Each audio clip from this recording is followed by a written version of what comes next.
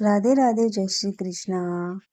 आप सभी का मेरे चैनल पर बहुत बहुत स्वागत है। तो आज मैं आपको लड्डू गोपाल जी के जन्म और नामकरण की कथा सुनाऊंगी। तो चलिए वीडियो की शुरुआत करते हैं। हर घर में विराजमान वाले माखन चोर नटखट सबके चहेते लड्डू गोपाल जी का जन्म कब, कहाँ और कैसे हुआ, और उन्हें पहली बार कृष्ण नाम किसने दिया था।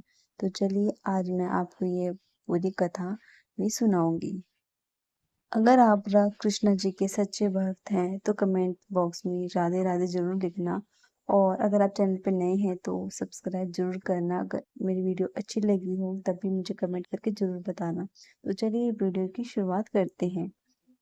यह बात है द्वापर युग की, जब मथुरा नगरी पर पापी राजा कंस का राज था।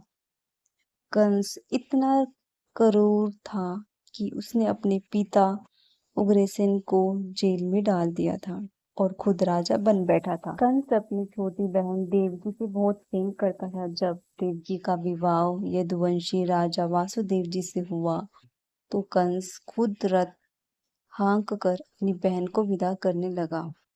तब अचानक आसमान से एक भयंकर कड़कती हुई आकाशवाणी आई। हे मूर्ख कंस, तू जिस बहन को प्रेम से विदा कर रहा है उस देवकी की 8वीं संतान तेरा काल बनेगी और तेरा वध करेगी। यह सुनते ही कंस डर से कांप उठा। उसने गुस्से में तलवार निकाल ली, देवकी को मारने के लिए दौड़ा। लेकिन वासुदेव जी ने उसे रोका और वचन दिया कि देवकी की जो भी संतान होगी वह खुद उसे कंस को सौंप देंगी। कंस ने वासुदेव जी की बात मान ली, लेकिन उसने देवकी और वासुदेव दोनों को काल कोठरी में लोहे की भारी जंजीरों से जकड़कर कैद कर दिया। समय बीतता गया। काल कोठरी के अंधेरे में देवकी ने एक एक करके संतानों को जन्म दिया, लेकिन पापी कंस के दिल में दया का एक कतरा भी नहीं था। जैसे ही कोई बच्चा पैदा होता तो कंस जेल में आता और उस मासूम को पत्थर पर पटक कर मार देता। देवकी और वासुदेव जी बेबस होकर आंसू बहाते रहे। अब समय आया भाद्रपद महीने की कृष्ण पक्ष की अष्टमी तिथि का। पूरी मथुरा नगरी डरी हुई थी। कंस ने जेल के पहरेदारों को दोगुना कर दिया था। चारों तरफ एक तक सख्त पहरा लगा दिया गया था। और फिर वह चमत्कारी रात आई। आधी रात के ठीक 12 बजे रोहिणी नक्षत्र में कारागार के उस घने अंधेरे में अचानक एक अलौकिक प्रकाश फैल गया। साक्षात भगवान विष्णु 4 भुजाओं में शंख, चंद्र, गदा और पदा धारण किए प्रकट हुए। उन्होंने वासुदेव और देवकी को दर्शन दिए और कहा, पिताजी, अब मेरा बाल रूप में जन्म लेने का समय आ गया है। आप मुझे तुरंत गोकुल में मेरे मित्र नंद बाबा के घर छोड़ आइए। वहां जन्मी योग माया को यहाँ ले आइए। ये कहकर भगवान एक अत्यंत सुंदर, कोमल और छोटे छोटे से शिशु के रूप में बदल गए। यही हमारे प्यारे लड्डू गोपाल जी का पहला रूप था।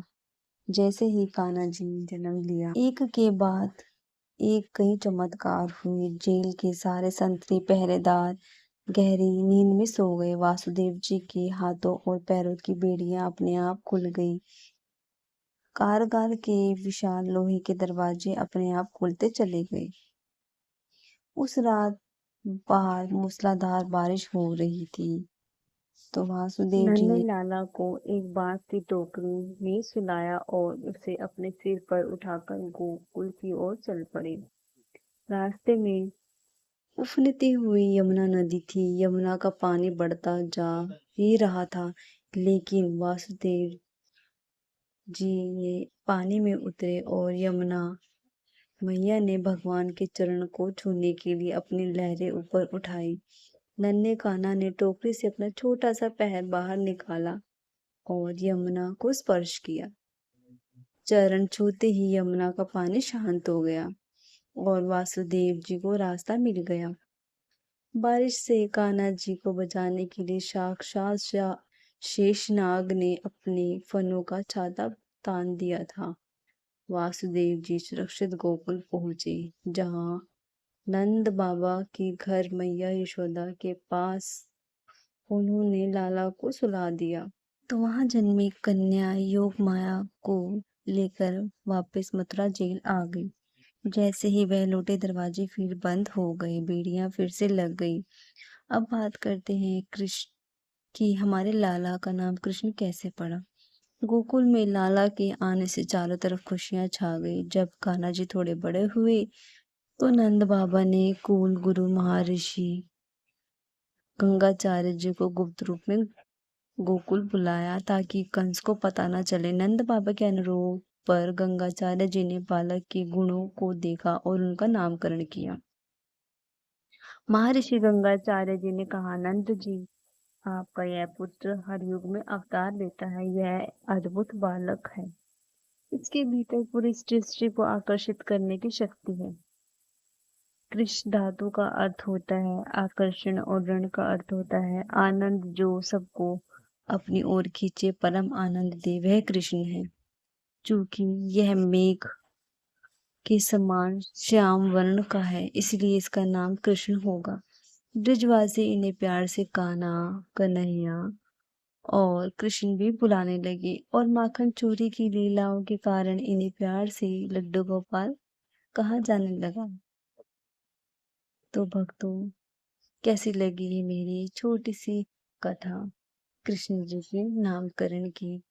अगर अच्छी लगी हो तो मुझे कमेंट में जरूर बताना। मिलेंगे आपको नेक्स्ट वीडियो में, तब तक के लिए राधे राधे, जय श्री कृष्ण सभी को।